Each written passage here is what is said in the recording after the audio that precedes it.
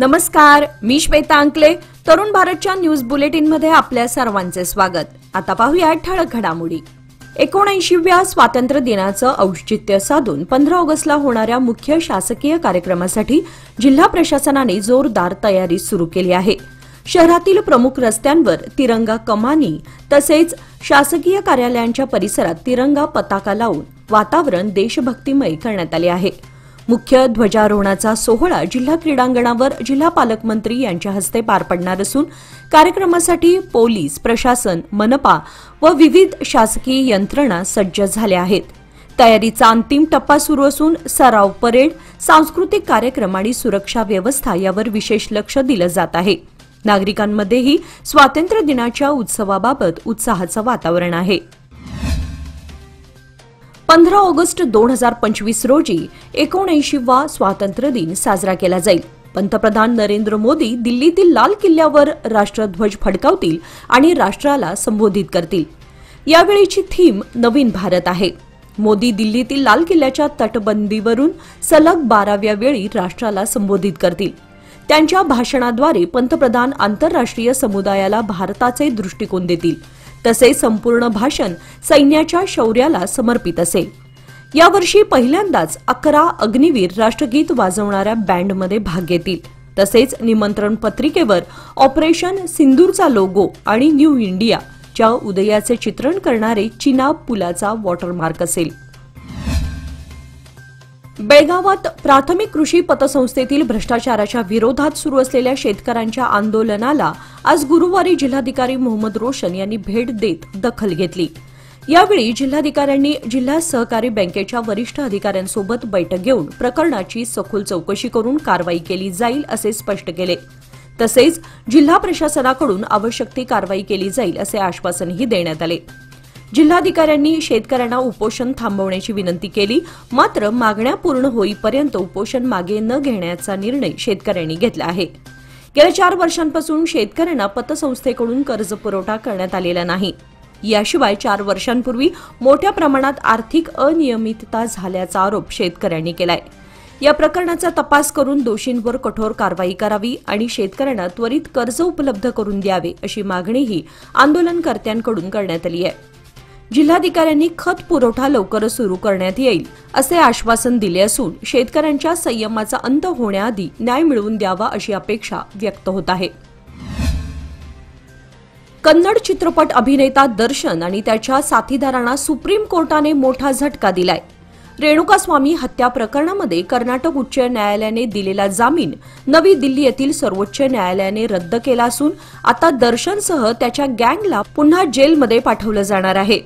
रेणुकास्वामी याच्या निर्घृण हत्येप्रकरणी अभिनेता दर्शन आणि त्याच्या सहकाऱ्यांवर गंभीर आरोप ठेवण्यात आले होते. या प्रकरणामध्ये न्यायालयीन चौकशी सुरू असतानाच त्यांना जामीन मिळाला होता. मात्र जामीन दिला जाणे हे चुकीचं असल्याचं म्हणत पीडित पक्षाने सुप्रीम कोर्टामध्ये धाव घेतली होती. या याचिकेवर सुनावणी करताना दिल्ली येथील सर्वोच्च न्यायालयाने आज त्यांचा जामीन रद्द करण्याचा निर्णय दिला, ज्यामुळे दर्शन व त्याच्या सहकाऱ्यांना पुन्हा एकदा तुरुंगाची हवा खावी लागणार आहे. या निर्णयामुळे चर्चेत असलेले हे प्रकरण नव्या वळणावर पोहोचलं असून पुढील कायदेशीर प्रक्रियेवर साऱ्यांचं लक्ष लागून राहिलंय.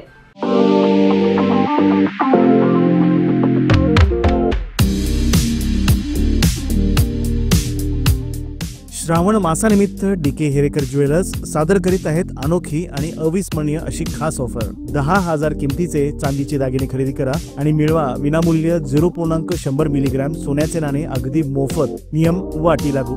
या सुवर्णसंधीचा लाभ घेण्यासाठी आजच संपर्क साधा. पत्ता डीके हेरेकर ज्वेलर्स, श्री विठ्ठल भवन, संयुक्त महाराष्ट्र चौकाजवळ, खडे बाजार, बेळगाव. तसेच तेली पाटील गल्ली, शहापूर, बेळगाव.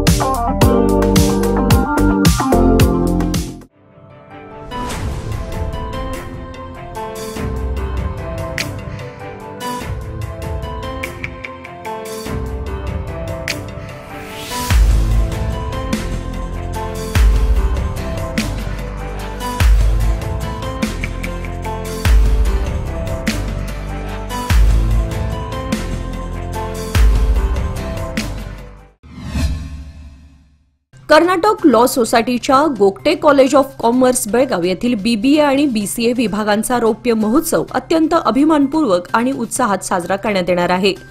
हा गौरवशाली सोहळा शनिवार दिनांक 16 ऑगस्ट 2025 रोजी सकाळी ठीक 11 वाजता के वेणुगोपाल सभागृह, platinum jubilee building, KLS campus, Tilakwadi येथे संपन्न होईल.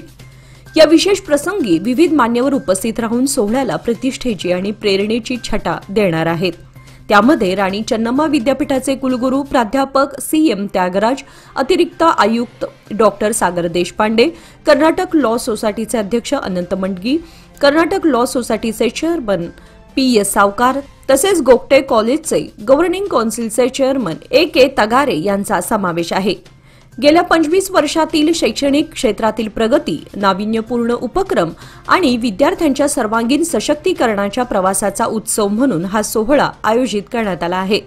या कार्यक्रमात माजी विद्यार्थी, प्राध्यापक वृंद आणि सध्याचे विद्यार्थी एकत्र येऊन आठवणींना उजाळा देणार असून भविष्यातील वाटचालीस नवचैतन्य देणारा ठरेल. कर्नाटक लॉ सोसायटीच्या वतीने सर्वांनी या समारंभाला आवर्जून उपस्थित राहावे असे आवाहन करण्यात आले आहे. तसेच या कार्यक्रमाचे थेट प्रक्षेपण तरुण भारत न्यूज या YouTube चॅनेलवरून करण्यात येणार असून संस्थेचे आजी माजी विद्यार्थी व पालक हे हा कार्यक्रम घरबसल्या आपल्या मोबाईलवर पाहू शकतील याची विशेष नोंद घ्यावी. बेळगाव शहरातल्या गोगटे कॉलेज ऑफ कॉमर्सच्या BBA व BCA विभागाच्या रौप्य महोत्सवात रौप्य महोत्सवी सेमिनार हॉल आणि प्लेसमेंट सेल यांचे उद्घाटन मान्यवरांच्या हस्ते करण्यात येणार आहे. हे उपक्रम संस्थेच्या शैक्षणिक गुणवत्ता आणि विद्यार्थ्यांच्या करिअर उभारणीसाठीच्या प्रयत्नांचे प्रतीक आहेत. या कार्यक्रमात माजी विद्यार्थी, शिक्षक वर्ग आणि सध्याचे विद्यार्थी सहभागी होणार असून संस्थेच्या 25 वर्षांच्या यशस्वी प्रवासावर आधारित एक विशेष स्मरणिका यावेळी प्रकाशित केली जाणार आहे. कर्नाटक लॉ सोसायटीने सर्वांनी या गौरवशाली सोहळ्याला उपस्थित राहण्याचे आवाहन केले आहे. किमान 10,000 रुपये मानधनासह अन्य विविध मागण्यांसाठी आशा कार्यकर्त्यांचे जिल्हाधिकारी कार्यालयाच्या आवारात सुरू असलेले आंदोलन गुरुवारी तिसऱ्या दिवशीही तीव्रतेने सुरू राहिले. शेकडो आशा कार्यकर्त्यांनी या अहोरात्र आंदोलनात सहभाग घेतला असून त्यांनी शासनाच्या विरोधात जोरदार घोषणाबाजी करत आपल्या मागण्यांवर ठाम भूमिका मांडली. जानेवारी 2025 मध्ये बेंगळूरच्या फ्रीडम पार्क येथे आंदोलन करण्यात आले होते. त्यावेळी मुख्यमंत्री सिद्धरामय्या यांनी आशा कार्यकर्त्यांच्या मागण्या मान्य करण्याचे आश्वासन दिले होते. मात्र त्या आश्वासनानंतरही आजपर्यंत कोणतीही ठोस कार्यवाही झाली नसल्याने कामगारांमध्ये तीव्र नाराजी पसरली आहे. या पार्श्वभूमीवर आंदोलन पुन्हा तीव्र करण्यात आले असून आशा कार्यकर्त्यांनी स्पष्टपणे सांगितले आहे की जोपर्यंत शासन ठोस निर्णय घेत नाही तोपर्यंत आंदोलन मागे घेतले जाणार नाही. कर्नाटकमधील सर्वाधिक आशादायक टियर 2 टेक हबपैकी एक असलेले बेळगाव शहर आजही बियॉन्ड बेंगळूर उपक्रमाच्या पूर्ण लाभापासून दूर असल्याची खंत स्थानिक IT उद्योजक व्यक्त करत आहेत.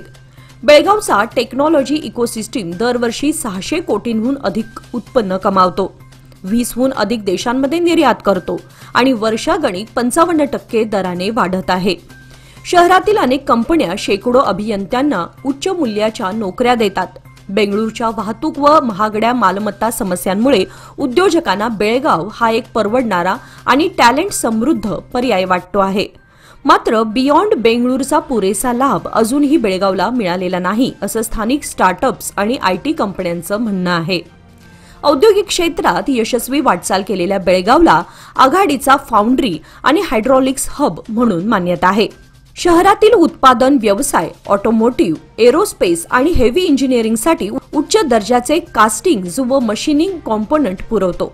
मात्र उत्पादन क्षेत्रात यश असूनही तंत्रज्ञान क्षेत्राला अपेक्षित वेग मिळू शकलेला नाही. यामागे सरकारच्या धोरणात्मक पाठबळाचा अभाव आणि सक्षम इकोसिस्टीम निर्मितीचं अपयश असल्याचं स्थानिक उद्योजकांचं म्हणणं आहे.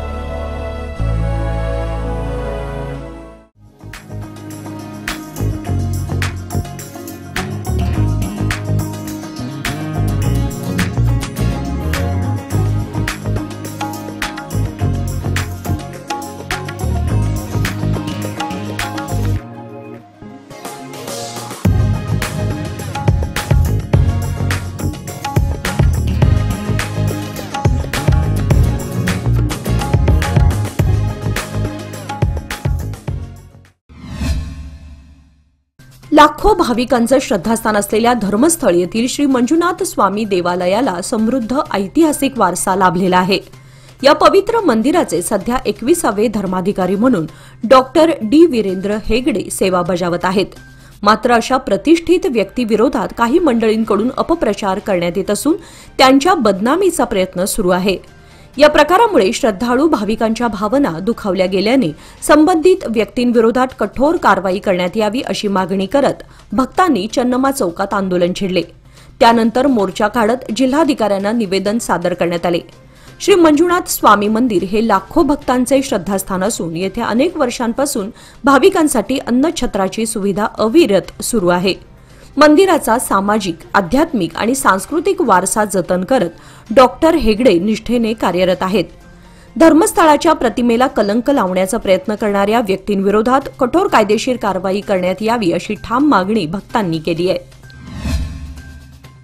बेळगाव शहरात यंदाच्या गणेश विसर्जन मिरवणुकीमध्ये संभाव्य विलंब टाळण्यासाठी पोलीस आयुक्त भूषण बोरसे यांनी मंगळवारी मिरवणूक मार्गाची पाहणी केली. गेल्या काही वर्षात विसर्जन मिरवणूक 36 तासांपेक्षा अधिक काळ चालत राहिल्याने वेळेचे योग्य नियोजन आवश्यक असल्याचे त्यांनी सांगितले.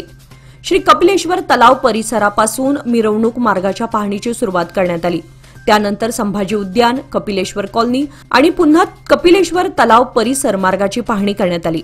त्यानंतर त्यांनी वडगाव कृत्रिम तलाव परिसरालाही भेट दिली.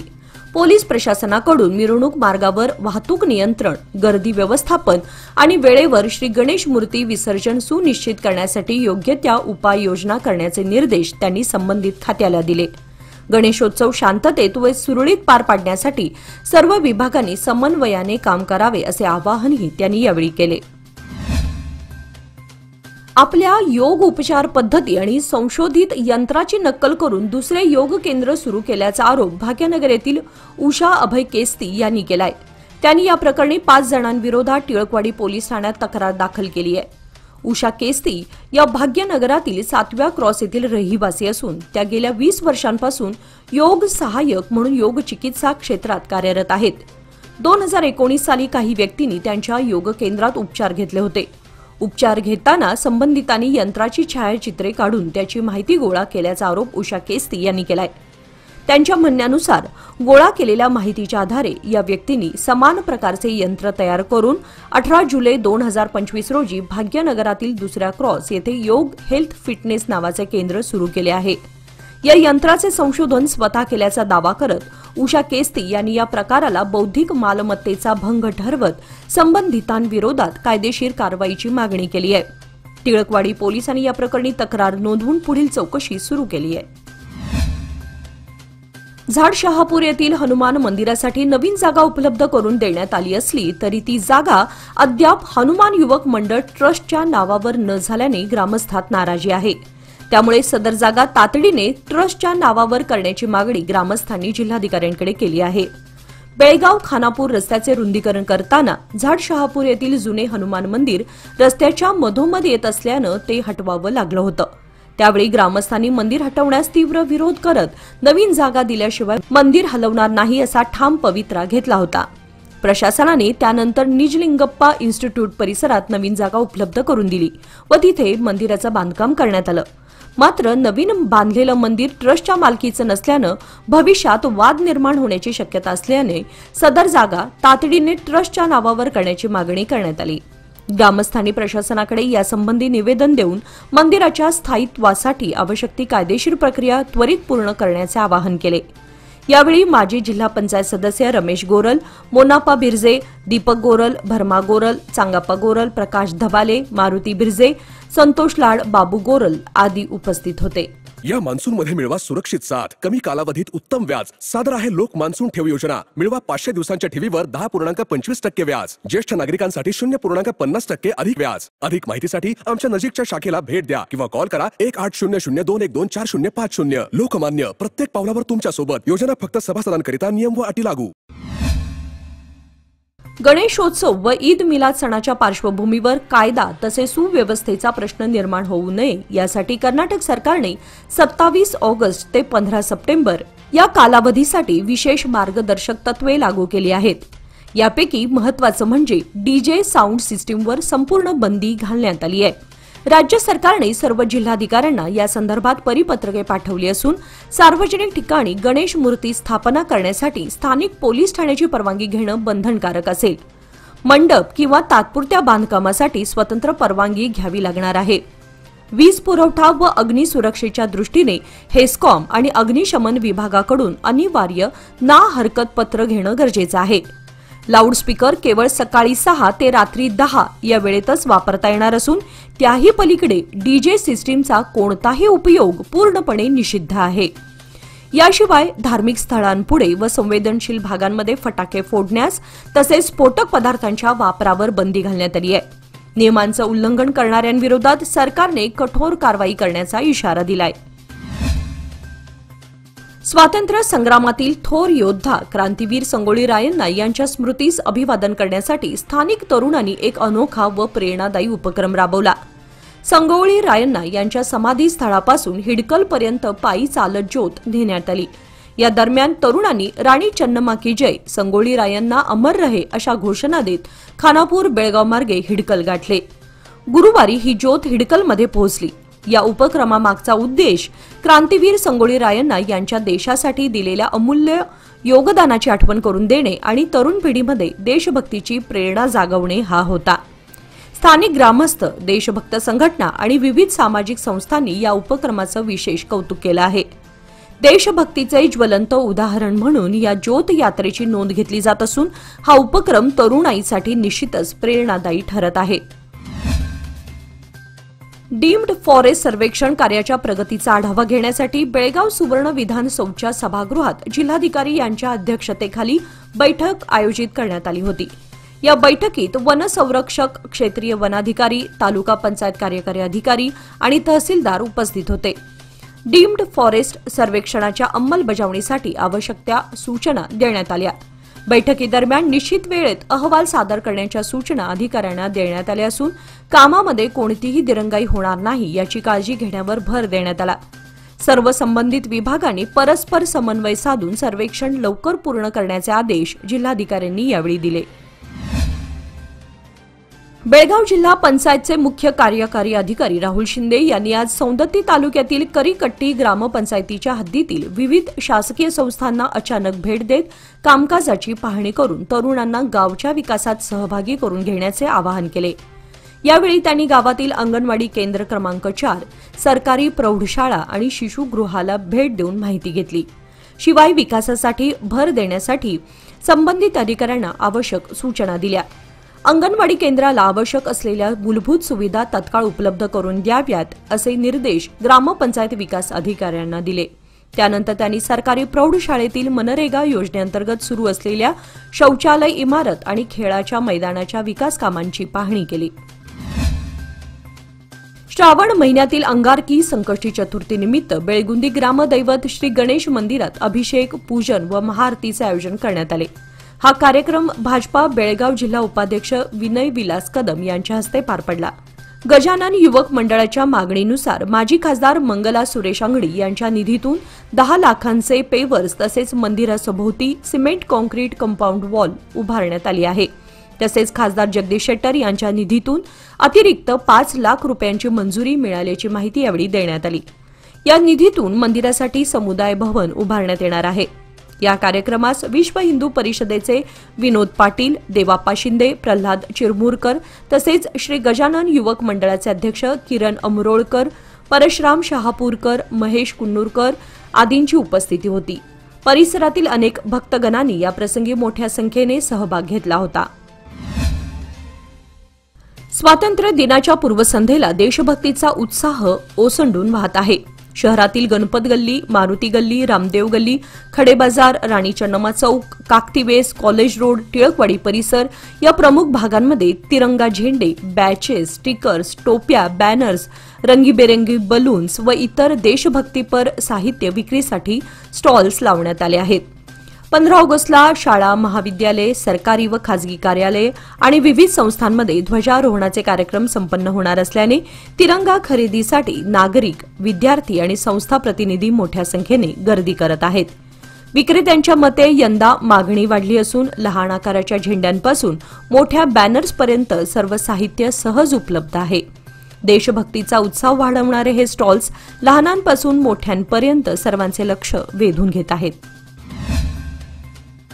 कंगराळी खुर्द येथील ग्रामपंचायत सदस्य व मराठा साम्राज्य स्पोर्ट्स क्लबचे संस्थापक प्रशांत पाटील यांनी वाढदिवसाचे औचित्य साधून 300 विद्यार्थ्यांना ओळखपत्र, टाय आणि बेल्टचे वाटप केले.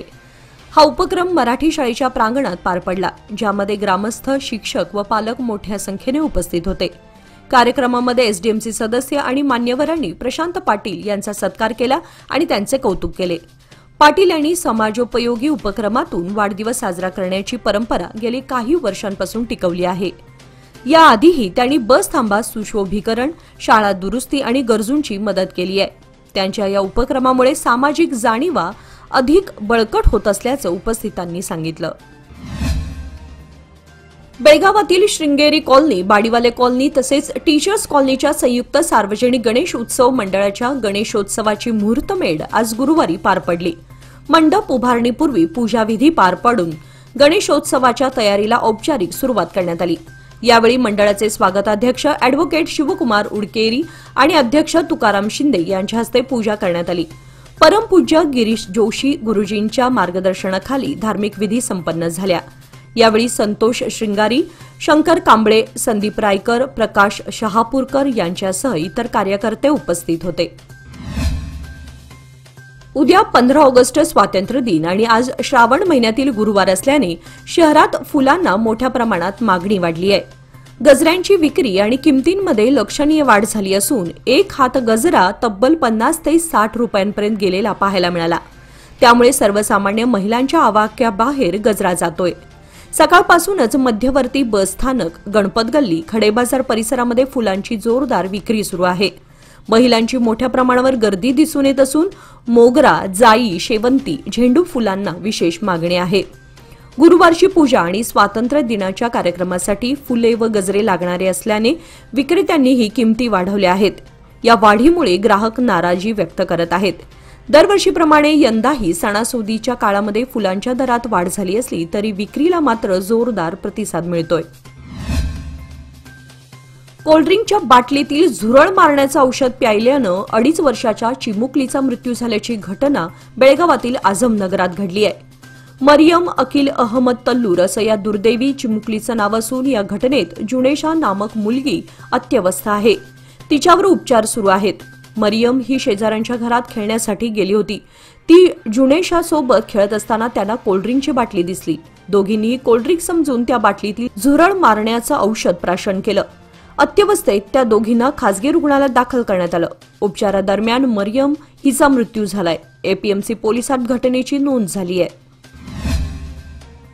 स्वातंत्र्य दिनाच्या पार्श्वभूमीवर गुरुवारी सायंकाळी निपाणीत आमदार शशिकला जोल्ले यांच्या नेतृत्वाखाली तिरंगा रॅली काढण्यात आली.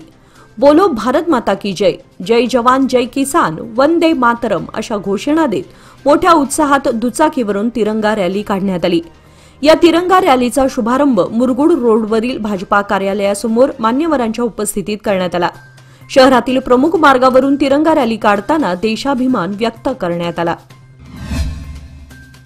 उद्या दिनांक 15 ऑगस्ट रोजी संपूर्ण देशात स्वातंत्र्य दिनाचा उत्सव मोठ्या उत्साहात साजरा केला जाणार आहे.